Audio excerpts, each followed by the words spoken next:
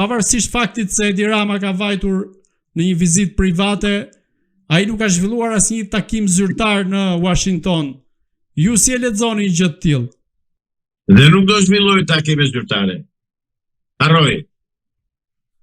Nuk pranojnë ata një njeri të degeneruar, të korruptuar dhe spion të 100.000 ngjyrave të bëjnë marrëveshje, të bëjnë kontakte me të.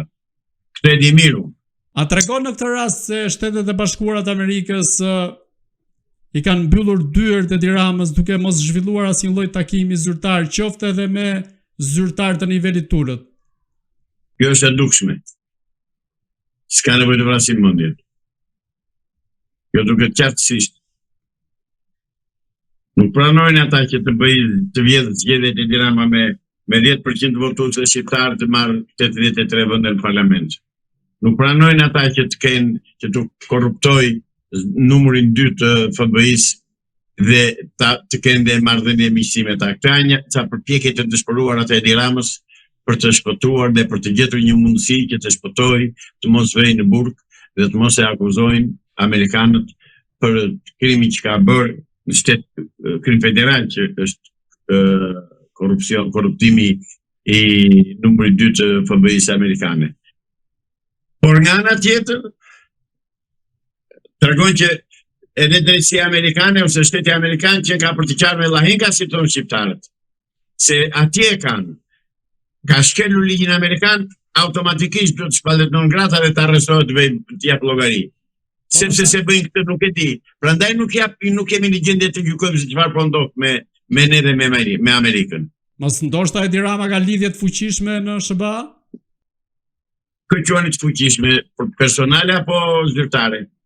Personale, të cilat ndikojnë në forma zyrtare më pas. Atëherë mirë neve, po që se Amerika i bazon lidhjet me shtetet në këtë mënyrë dhe me kryetarët e qeverive. Mirë neve. Ai ka një dosje të nxehtë siç është ajo e Charles McGonigal, ish agenti të FBI-s. A nuk do të duhet kishte vepruar FBI-a në këtë rast? Sa po të thashëm përpara duhet të kishte vepruar të zbën. Po pse nuk vepron pra?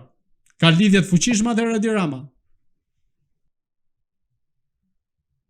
Dhe jo, ma thoni shumë shpesh këtë termin lidhje të fuqishme. Dhe nëse lidhjet dhe marrëdhëniet midis shteteve vendosen në mënyrë me miq personal të X-it apo të Y-it, mjerë neve, mjerë popujt, mjerë ata që kanë besim të Amerika. Po unë nuk mendoj ashtu. Unë mendoj që Amerika i bë punën ashtu si duhet në vijë dhe unë besoj që Amerika do t'ja tregojë vendin dhe Edi Ramës dhe Sali Berishës për ato që kanë bërë. Se bën, qofshin ata që janë, s'kam çfarë tjetër.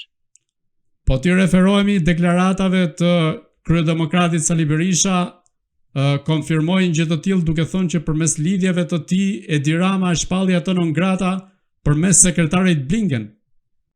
Këto deklarata të kryemashtruesit Sali Berisha që the pak më përpara, të kryemashtruesit Sali Berisha, i cili përpiqet me çdo mjet që të dorëzoj Partinë Demokratike të Bijës, që është një tjetër turp kombëtar ky, është një tjetër turp, është një tjetër pislëk që kërkon të bëj.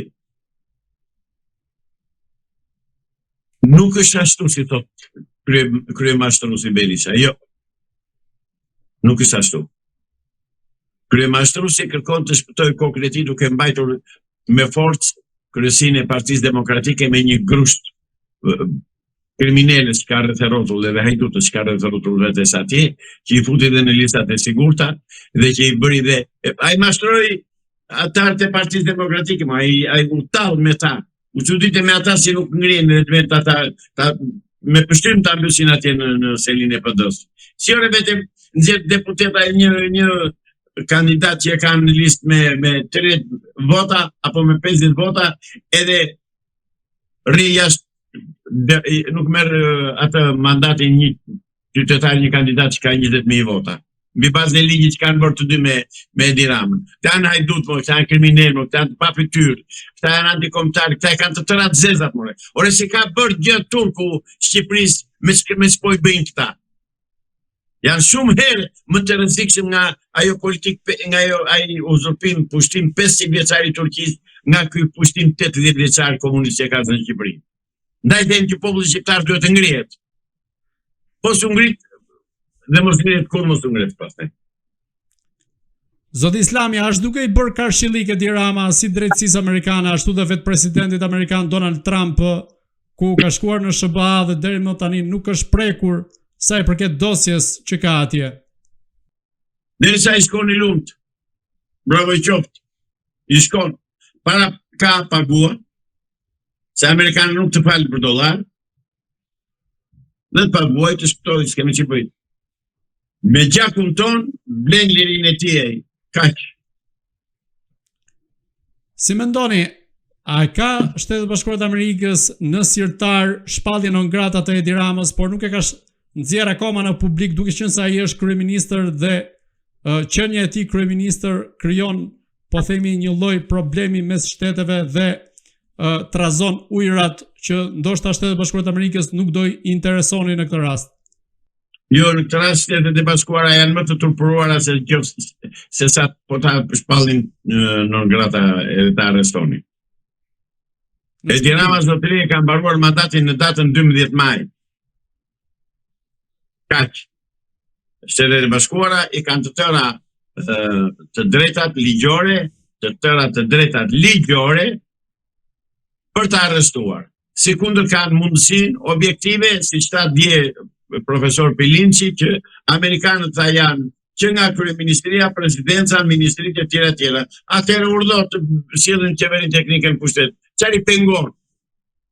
Se s'po na thon, as profesor Pilinci nuk na tha se çfarë pengon, as amerikanë nuk po na thon, as amerikanët bëjnë fare të gjallë, hiç fare, domethënë e kanë lënë këtë situatën këtu, nuk e disin që kanë lënë, po vetëm situatë normale nuk është. Ju si mendoni, a do rikthehet Edi Rama në Shqipëri apo rrezikon që të mbes atje? Jo, do kthehet që s'kemi atë se paguan para, do vijej. Atyre u shërben prapa, si do që të bëj. Vetëm shqiptarëve nuk u shërben.